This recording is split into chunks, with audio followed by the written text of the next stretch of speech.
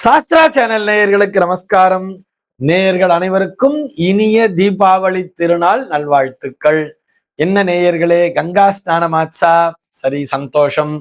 அனுதினம் ஆனந்தம் நிகழ்ச்சியில் உங்கள் அனைவரையும் சந்திப்பதில் மிக்க மகிழ்ச்சி.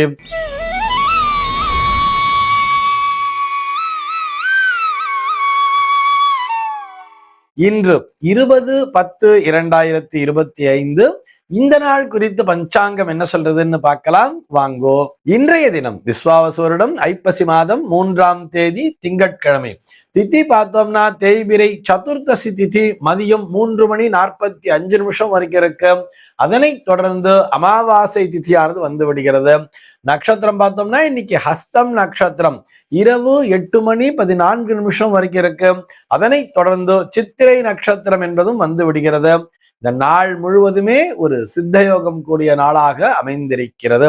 இதுபோக பஞ்சாங்கத்திலே வரக்கூடிய யோகம் அப்படின்னு சொல்லி பார்த்தோம்னா இன்னைக்கு வைத்ருதி அப்படிங்கிற ஒரு நாம யோகத்தை கொடுத்திருக்கா. கரணம் பார்த்தோம்னா சகுனி அப்படிங்கிற ஒரு கரணத்தை கொடுத்திருக்கா. இந்த நாளானது ஒரு சமநோக்கு நாளாக அமைந்திருக்கிறது. இன்னைக்கு என்ன ஸ்பெஷல் அப்படின்னு சொல்லி பார்த்தோம்னா, நாம் எல்லோருக்கும் தெரிந்தது போல் இன்றைய தினம் தீபாவளி பண்டிகை. இது போக பஞ்சாங்கத்திலே வைசிரா அப்படின்னு சொல்லி கொடுத்திருப்பார். இது என்ன வைசிரான்னு சொன்னா வைத்ருதி சாத்தம் என்பதைத்தான் சுருக்கி கொடுத்திருப்பார்கள். இன்றைய தினம் அந்த வைத்ருதி நாமயோகம் என்பது இணைந்திருப்பதால் இன்றைய தினத்திலே அந்த ஷண்ணவதின்னு சொல்லுவார். ஒரு வருடத்திலே 96 நாட்கள் முன்னோர் வழிபாட்டிற்குரிய நாட்களாக இருக்கும். அந்த வரிசையில இந்த நாளும் ஒரு நாளாக அமைந்திருக்கிறது. இது போக யம தர்ப்பணம் அப்படிங்கிறதையும் பஞ்சாங்கத்துல கொடுத்திருப்பார். யமனை நினைத்து யமாய நமஹா தர்ப்பயாமி தர்ப்பயாமி தர்ப்பயாமி என்று சொல்லி தீர்த்தத்தினை விட வேண்டியது. இது போக இன்றைய தினம் பஞ்சாங்கத்திலே தீபாவளி நோன்பு அப்படிங்கிறதையும் கொடுத்திருக்கார். தீபாவளி நாளிலே நோன்பு எடுக்கக்கூடிய பழக்கம் என்பது நிறைய குடும்பங்களிலே உண்டு. அந்த சதுர்தசியை திதியை முன்னிட்டு தீபாவளி நோன்பு எடுப்பவர்கள் இன்றைய தினத்திலே நோன்பினை எடுப்பார்கள்.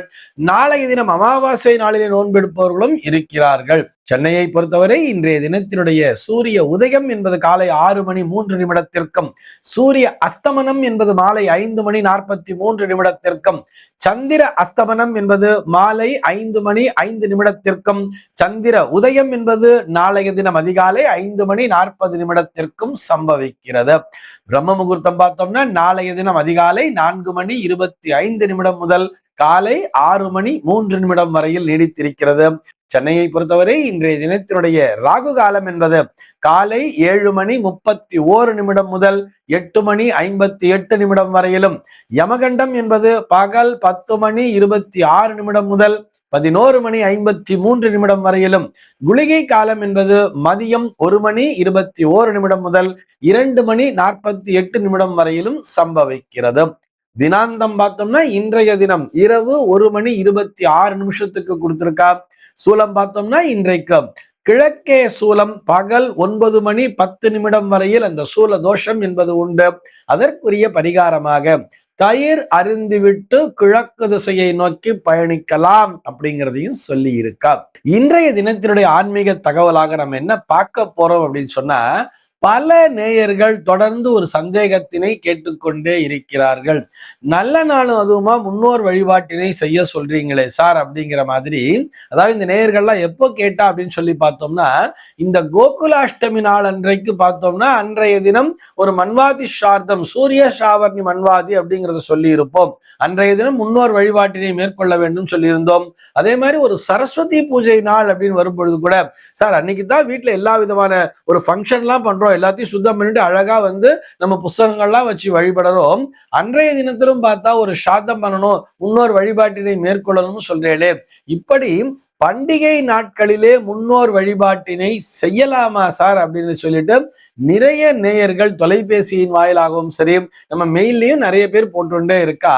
அவர்களுக்கான ஒரு விளக்கத்தினைத்தான் பார்க்க போகிறோம். ஏன் இந்த கோகுலாஷ்டமி ஆகட்டும் சரஸ்வதி பூஜை ஆகட்டும் இன்றைய தினம் தீபாவளி பண்டிகைன்னு சொல்லி ரொம்ப விசேஷமா கொண்டாடிட்டு இருக்கோம். இந்த நாள்ல கூட பார்த்தோம்னா வைசிரா அப்படின்னு பஞ்சாங்கத்துல போட்டிருக்காளே. வைசிரான்னு சொன்னா வைத்ருதி சாத்தம்னு சொல்லிட்டோம். வைத்ருதி யோகம் என்றைக்கெல்லாம் வருகிறதோ அந்த நாளிலே அவசியம் முன்னோர் வழிபாட்டினை மேற்கொள்ளணும் தானே சொல்லி இருக்கா. சார் இது ஒரு பண்டிகை நாள், இந்த நாள்ல போய் சாதம் பண்ணணுங்கிற மாதிரி பேசுறேளே, முன்னோர் வழிபாட்டினை மேற்கொள்ளணும் பேசுறேன்னு சொன்னா முன்னோர் வழிபாட்டினை மேற்கொள்வது கூட ஒரு பண்டிகை தான்.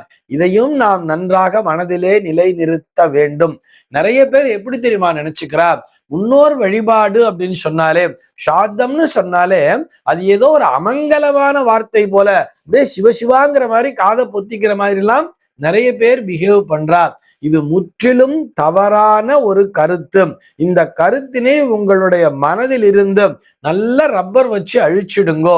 கண்டிப்பாக சொல்றேன், எல்லா சுப நிகழ்ச்சிகளிலும் கூட முன்னோர் வழிபாடு என்பது உண்டு. நம்ம திருமணம் போன்ற மங்கள சடங்குகள்ல கூட எப்படி ஆரம்பிக்கிறோம், நாந்தி சாத்தம்ங்கிறத பண்ணிட்டு தானே ஆரம்பிக்கிறோம்.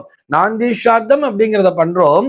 ஈவன் பார்த்தோம்னா, அதாவது அந்தணர்கள் அல்லாதவர்கள் கூட பார்த்தோம்னா, இவங்கெல்லாம் ஒரு பானை மாதிரி கொண்டு வந்து கல்யாணத்துல வச்சிருப்பா. முகூர்த்தத்துல கல்யாண மேடையிலே கொண்டு வந்து இந்த பானைகளை கொண்டு வந்து அடுக்கி இருப்பார்கள். இந்த பானைகள் எதை குறிக்கிறதுன்னு சொன்னா, அந்த தலைமுறையைச் சேர்ந்த முன்னோர்களைத்தான் குறிக்கிறது. அந்த மணமகன் இல்லத்தாருடைய முன்னோர்களும் மணமகள் இல்லத்தாருடைய முன்னோர்களும் அங்கே வந்து அமர்ந்து அந்த இடத்திலே அந்த குழந்தைகளை ஆசீர்வதிக்கிறார்கள் என்பதுதான் அதற்கான தாத்பரியம். அந்த பானைகளினுடைய வடிவத்திலே அந்த முன்னோர்களை அந்த இடத்திலே ஆவாகனம் செய்து வைத்திருப்பார்கள். இப்படி முன்னோர் வழிபாடு இல்லாம கல்யாணமே கிடையாதுங்கிறார். வீட்டுல கல்யாணமா இருந்தாலும் சரி, கிரகப்பிரவேசமா இருந்தாலும் சரி, எந்த ஒரு விசேஷமாக இருந்தாலும் அவ்வளவு ஏன் ஒரு 60ஆம் கல்யாணம் பண்றோம், ஒரு 70ஆம் கல்யாணம் பண்றோம், ஒரு 80ஆம் கல்யாணம் பண்றா கூட அங்கேயும் அந்த நாந்தி சாத்தம் என்பது உண்டு. எந்த ஒரு விஷயத்தை துவக்கினாலும் அங்கே முன்னோர் வழிபாட்டினை செய்துவிட்டுத்தான் அடுத்தது நம்ம வீட்டுல விசேஷமே பண்ணணும்னு சொல்லும் பொழுது, நம்ம வீட்டுல பண்டிகை நாள்ல ஒரு எதேச்சையா ஒண்ணு சேர்றதுன்னு சொன்னா, இது எதேச்சையான்னு சொல்றதை விட இன்னும் சொல்ல போனால் மன்வாதி சார்த்தங்கள் என்று வரும் பொழுது ஒரு வருடத்திலே 14 நாட்கள் மன்வாதி சார்த்தங்களாக வரும். அதுல சுவாயம்புவ மன்வாதி அப்படிங்கிறது பார்த்தோம்னா, அதனுடைய விதி பார்த்தோம்னா ஆஸ்வீஜ சுத்த நவமி அன்னைக்குதான் கொடுத்திருப்பா. ஆஸ்வீஜ சுத்த நவமி அன்றைக்குத்தான் சரஸ்வதி பூஜை என்பதே வரும். அன்றைய தினத்திலே ஒவ்வொரு சரஸ்வதி பூஜை நாளிலுமே எல்லா வருடங்களிலுமே இது மாறவே மாறாது.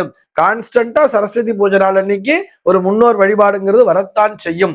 அதே மாதிரிதான் கோகுலாஷ்டமிலையும் கூட. கோகுலாஷ்டமிக்குரிய விதி பார்த்தோம்னா அது ஸ்ராவண பகுல அஷ்டமிங்கிற மாதிரி கொடுத்திருப்பா.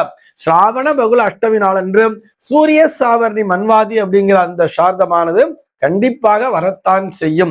அதே போல இன்றைய தினத்துல பார்த்தோம்னா ஒரு வைத்ருதி அப்படிங்கிற ஒரு யோகம் சேர்றதுனாலே இன்றைக்கு வைத்ருதி சாத்தம் என்பது நிச்சயமாக உண்டு.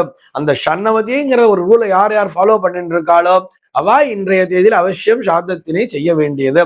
சரி சார், நீ காலைல என்ன தேய்ச்சி ஸ்நானம் பண்ணணுமேன்னு சொன்ன, தாராளமாக விடியற்காலை பொழுதிலேயே எண்ணெய் தேய்த்து ஸ்நானம் செய்துவிட்டு அழகா புது ட்ரெஸ் எல்லாம் போட்டுண்டு குழந்தையோட சேர்ந்துட்டு அழகா பட்டாசெல்லாம் வெடிக்க வேண்டியது. எல்லாத்தையும் பண்ணி முடிச்சுட்டு மாத்தியானிக்கம் அப்படிங்கிற ஒரு விஷயத்த பண்ணிட்டு அந்த நேரத்துல ஸ்நானம் பண்ணி புதுசா மடி வஸ்திரத்தை கட்டிண்டு, மடி வஸ்திரங்கிறது புது வஸ்திரம் கிடையாது, நம்ம ஏற்கனவே நேற்றைய தினமே அதை நல்லா துவைச்சு உணர்த்தி போட்டு வச்சிருப்பா இல்லையா, அந்த மாதிரி மடியோட உணர்த்தின துணியை எடுத்து கட்டிண்டு அந்த சார்தாதிகளை அவசியம் செய்ய வேண்டியது. பண்டிகை நாட்களிலே முன்னோர் வழிபாடு வந்தால் அவசியம் செய்துதான் ஆக வேண்டும். ஒரு முன்னோர் வழிபாட்டுடன் கூடிய பண்டிகை என்பது உங்களுக்கு அபரிமிதமான நற்பலன்களை தரும். முன்னோர் வழிபாடு என்பது அமங்கலமான வார்த்தையே அல்ல, அதுவும் மங்களகரமான வார்த்தை தான். இதிலே எந்த விதமான சந்தேகமும் இல்லை. ஈவன் இன்னைக்கு கூட பார்த்தோம்னா அந்த நரக சதுர்த்தசி ஸ்நானம்ங்கிறத கொடுத்துருக்கா இல்லையா, இன்னைக்கு கூட பார்த்தோம்னா நரகாசுர வதம் நடந்த நாள் தானே.